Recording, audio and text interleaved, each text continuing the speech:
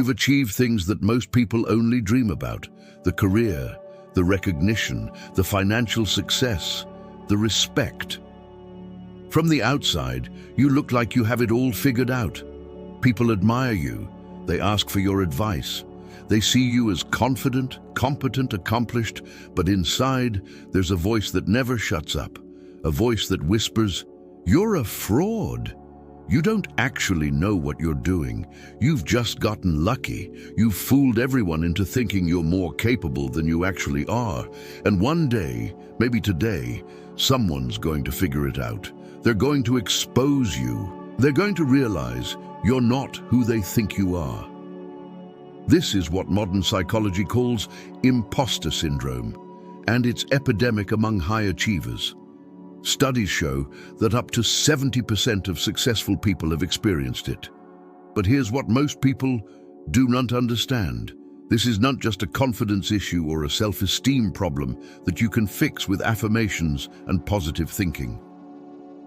Carl Jung discovered something far more profound about why successful people feel like frauds, and once you understand it, you'll never see success the same way again. The feeling of being an imposter isn't a disorder, it's a symptom. It's your psyche telling you the truth that your conscious mind doesn't want to hear.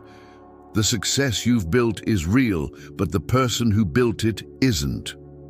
Let me explain what Jung meant.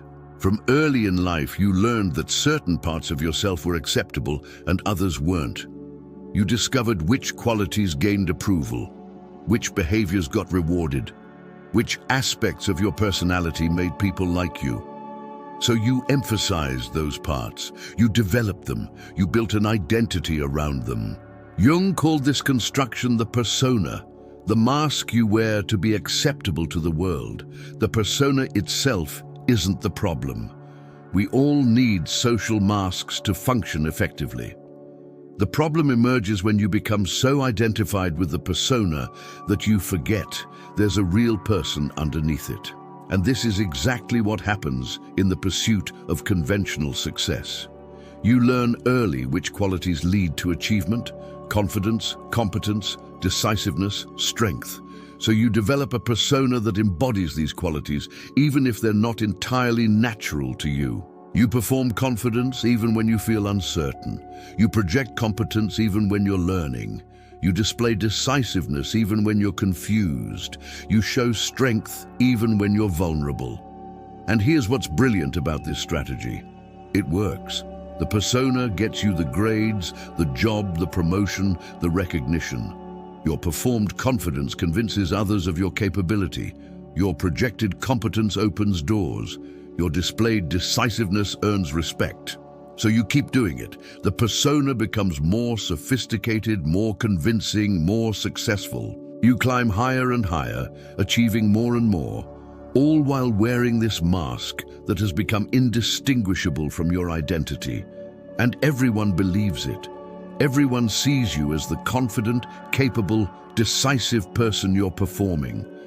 But here's what Jung understood that creates the imposter feeling. You know the truth. Beneath the persona, you know there's uncertainty, inadequacy, confusion, vulnerability, all the qualities you've been hiding to maintain the successful image. You know that much of what people admire in you is performance rather than authentic capability. You know that you're not as confident as you appear, not as competent as you project, not as decisive as you display. This creates a profound split. Your external success keeps growing, but internally you feel increasingly fraudulent. The higher you climb using the persona, the more terrified you become of being exposed. Because the success isn't built on your authentic self. It's built on a carefully constructed and maintained performance. And at some level you know this. You know you're succeeding as someone you're pretending to be, rather than as who you actually are.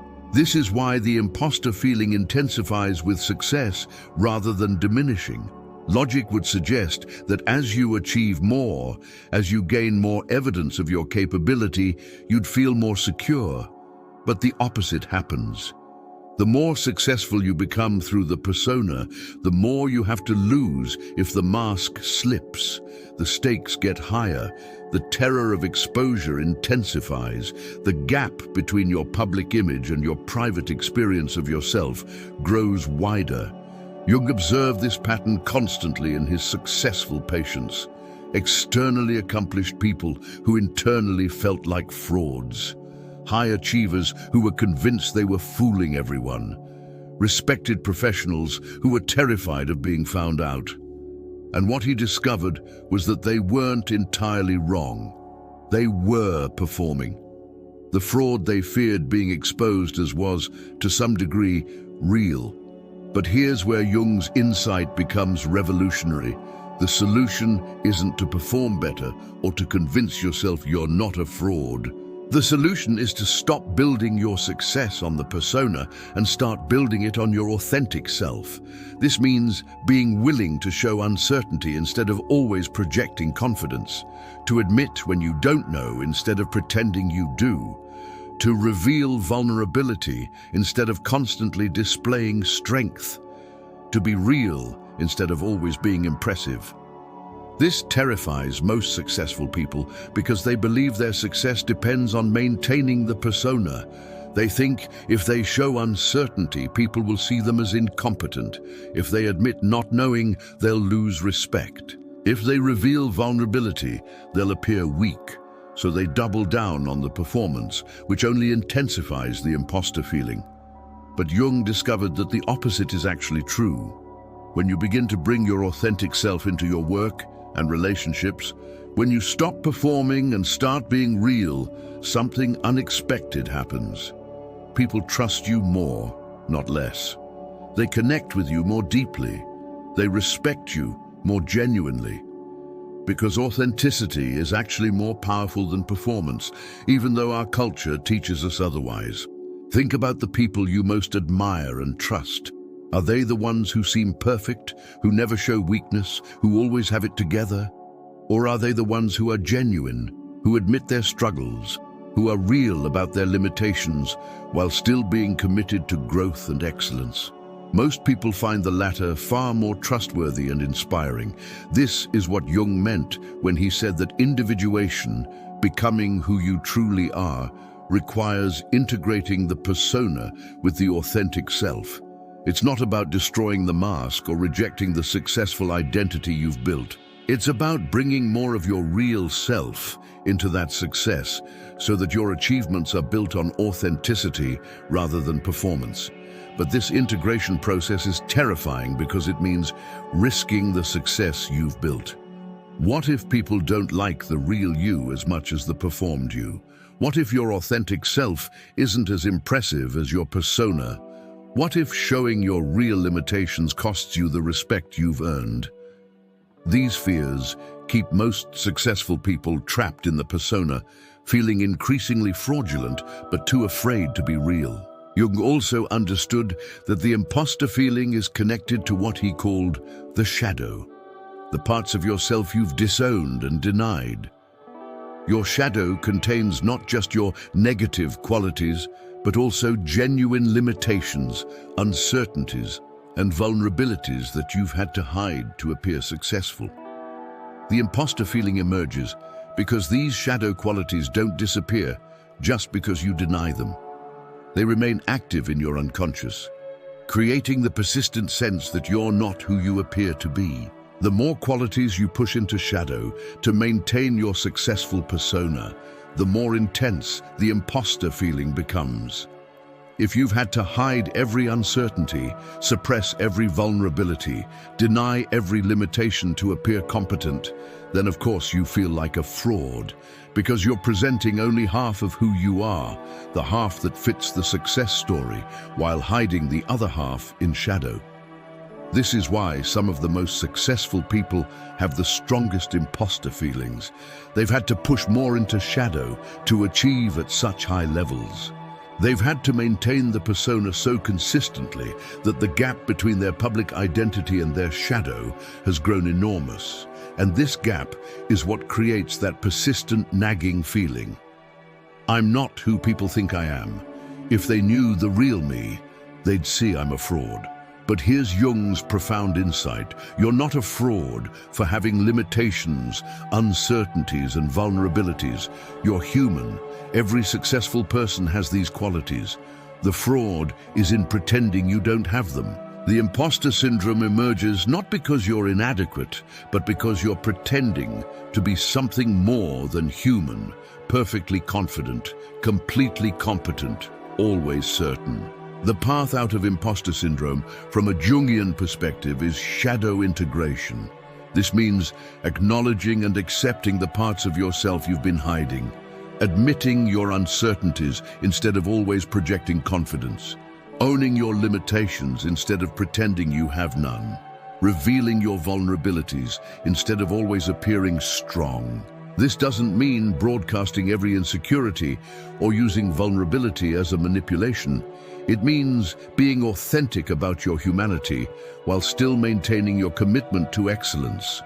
Jung also recognized that imposter syndrome is often connected to success that is unaligned with your authentic calling. When you're succeeding at something that genuinely resonates with your true self, you feel much less fraudulent. But when your success is in an area that you pursued for external reasons, to please parents, impress others, achieve status, the imposter feeling intensifies because at some level you know this path isn't genuinely yours. This is why some people experience sudden, debilitating imposter syndrome in the midst of great success. They've climbed the ladder only to realize it's leaning against the wrong wall. They've achieved everything they thought they wanted, only to feel more fraudulent than ever, because none of it resonates with their authentic self. The success is real, but it's not theirs. It belongs to the persona they constructed to please others. The ultimate solution Jung would offer is this: build your success on your authentic self, rather than on a performed persona. This means being willing to risk looking less impressive to be more real. It means accepting that you'll make mistakes, have limitations, and face uncertainty, and being genuine about these realities rather than hiding them behind a mask of perfect competence. This also means having the courage to pursue success that's aligned with your genuine nature and calling, even if it's less conventionally impressive. It means being willing to be seen as less than perfect, but more than real. It means trusting that authenticity is ultimately more sustainable and satisfying than performance, even though our achievement-obsessed culture suggests otherwise. When you do this work, when you begin to integrate your persona with your authentic self, when you bring your shadow qualities into consciousness and acceptance, when you align your success with your genuine calling, the imposter feeling begins to dissolve. Not because you've convinced yourself you're not a fraud, but because you've stopped being one.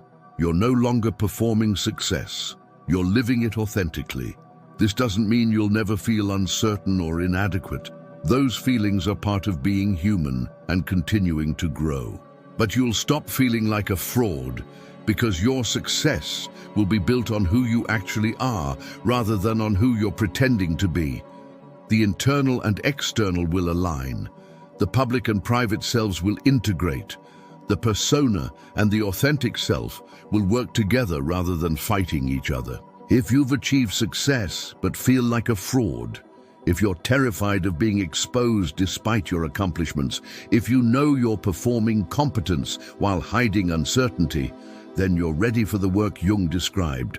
Write in the comments, "I choose authentic success over performed achievement," and commit to the uncomfortable process of bringing your real self into your success. Share this with a high achiever who secretly feels like an imposter. Your authentic success is waiting. Will you finally build it on truth?